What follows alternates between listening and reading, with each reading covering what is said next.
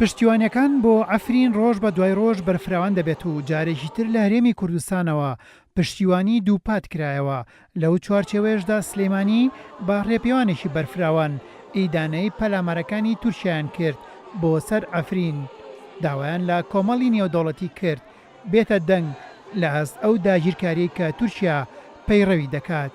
لە سلێمانی هەموو چین و توێژەکان بە هەموو ڕەنگەکانەوە دروشمی پشتیوانیان بۆ گەلی ئەفرین وتەوە. دیارە ئێمە وەکو ژنانی ڕێخستەکانێکی نیشتیمانی کوردستان و سەرجەم ڕێخەرانی ئەم مەراسیمە ئیدانەی سەرجەم ئەم هێرشانەی کە کراوەتە سەر ئەفرین ئێمە پشتیوانی تەواوی هەموو هاوڵاتیانی ئەفرین دەکەین و ئیدانەی ئەەکەین و داوا لە کۆمەلگای نێودەوڵەتی ئەەکەین، داوا لە مافەکانی مرۆڤ ئەەکەین کە بە چاوی خۆیانەوە دەبینین ئەو هێرشە ناڕەوایی کە دەرحەق بە هاوڵاتیانی ئەفرین دەکرێت ئیدانە بکرێت، ڕێگریان بکرێت، وەسێنرێت ئەو هێرشانە. پشتیوانی ئێمە هەمیشە بەردەوانەوە. ئەمڕۆژ ژنانی باشووری کوردستان ژمارەیەکی زۆرمان بەرەو ئەفرین بەڕێکردن بۆ پشتیوانی و بردننی هاوکاری بۆ سەرجەم مناڵان و هاوڵاتیانی سنوورەکە. پەیامی ئەمە لەم خۆشاندانە یەکریزی و یەکدانگینەتەوەی گەلی کورد دەرەخەین نەکرد لە شاری سلێمانی هەموو شار و شارجانی تر ئەم خۆشاندانەمان ڕێخستووە بە سەرپەرستی کۆنگرەی گشتی کەنەکە. پەیامان ئەوەیە بە وڵاتان و بە دەوڵەتە دراوسەکان و بە تورکیای فاشیست بگەیەنین کە گەلی کورد لە پرسە چارەنووساتەکان و نەتەوەیەتەکانە هەرچەنە بیرروڕامان جیاز بەڵام یەکدانگین. پەیامی ئێمە دوو بەشە لەبەرەوەی بەشێکی ئێمە وەکو کورد وەکو ئینسان وەکو کورد وەکو ئینسان هاتووین وەکو بەشداریکردنی خەبات لەگەڵ براکانمان و بەشێکیشی لەبەرەوەی ئەو مەسەلەیە بە ئاین کراوە و بەناڕەوا ئاین هانراوەتە پێشەوە ئێمە وەکو مامۆستایانی ئاینی بۆ واجبی سەرشانی خۆمان مانزانیوە بەشداری بکەین لەگەڵ براکانمان کە لەوێ ئەوان شتێکیان بەدەستەوەی ئێمە لەو خەباتە هیچ نەبێت لەو خەباتە مەدەنیە کۆمەک بین پیان و پشتیوان. شاری هەولێر هاوشانی شاری سلێمانی بۆ پشتیوانیکردنی ئەفرین هاتنە سەر شەقام و ئەوانیش ئیدانەی پەلامارەکانی تورکیایان کرد بۆ سەر ئەفرین. هاوڵاتیانی شاری هەولێر پشتیوانی خۆیان بۆ گەلی ئەفرین دووپات کردەوە و داوایان لە جیهان کرد بێنە دەنگ لەسەر ئەو زوڵمەی کە لە کوردانی ئەفرین دەکرێت.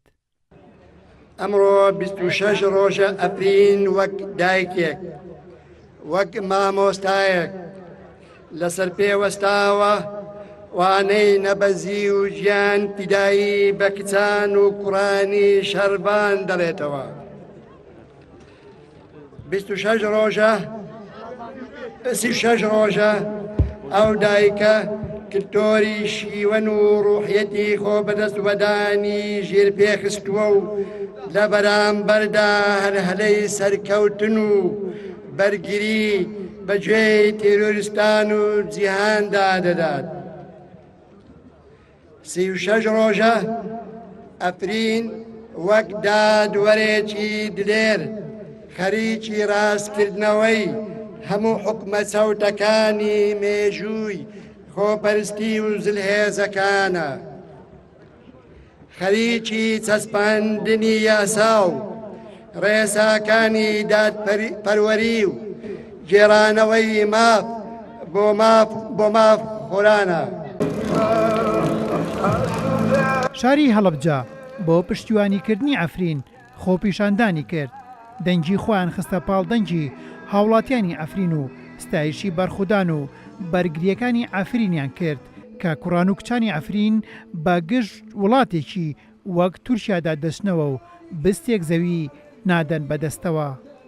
بەڕێزان چ لە سەرەتای شۆڕشی گەلانی سووریاوە و لە کاتی بەرخودانی کۆبانی گەلەکەمان لە باشووری کوردستان پشتیوانی گەورەی ڕۆژئاوا بووە. لە ئێستاشدا دیسان ئەفرین لە بەرخودانێک و بێوێنەدا سەختترین دژی هێرشی داگیرکەرانی دەوڵەتی تورکیا توموحی سوڵتانیەکانی ئەردۆکان جەماوەری هەڵەبجە بە پێویستی دەزانێت پشتیوانی زیاتر بکەین. بەڕێزان هەروەک چۆن هێرشی دوژمنانە بۆ سڕینەوەی ناسنامەی کەرکووک و خانەقین و دیاربەکر و کۆبانی و ئەفرین دەست پێ دەکات دەبێت بەرخودان و بەرگریش لە کۆی ناوچەی نیشتیمانیەکانمان دەست پێ بکات. نابێت ئەم شەڕە و ئەم بەرخودانە تەنیا و تەنیا بۆ ئەفرینەکان و ڕۆژئاوا جێبهێڵین.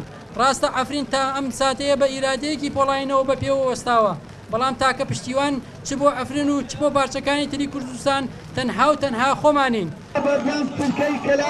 لە چوارچەوەی خۆپیشاندانەکان بۆ پشتیوانیکردنی گەلی ئەفرین هاوڵاتیان و چین و توێژەکانی کەلار خۆپیشاندانیان کرد و سڵاویان نرد بۆ بەرخودانی گەلی ئەفرین و ئیدانەی لەشکرکێشی تورکیاشیان کرد. یارە ئەمڕۆ لە سەرانسەری کوردستانە هەموو خۆپیشاندانێکی گەورە فراوان دژی بە هێرشی لەشکرکێشی تورکیا بۆ سەر ئەفرین دەستی پێ کردووە. دیارە گەرمیانیش هەمووتان نەبینین کە بە جەماوەرێکی زۆر و خۆشەوە ڕشانەتە سەر شەقامەکان بۆ پشتگیری و پشتیوانی گەورە لە ئەفرین. ئێمە ئەمڕۆ وەکو ژنانی گەرمیان هاو خەبات و هاودەنگی خۆمان گەیاندە هەواڵانمان لە ڕۆژاوای کوردستان چووکە ئەوان بە خوێنی خۆیان داکۆکی لە ئەفرین و لە شەرەفی کوردایەت و لە شەرەف و لە کوردایەتی ئەکەن. ئێمەش لێرە بە خۆپیشاندان و بە هاودەنگی و بە هاوسۆزی خۆمان پشتیوانی ئەوانەکەین و چونکە گەرمیان هەمیشە لە بەرخودان دەبووە.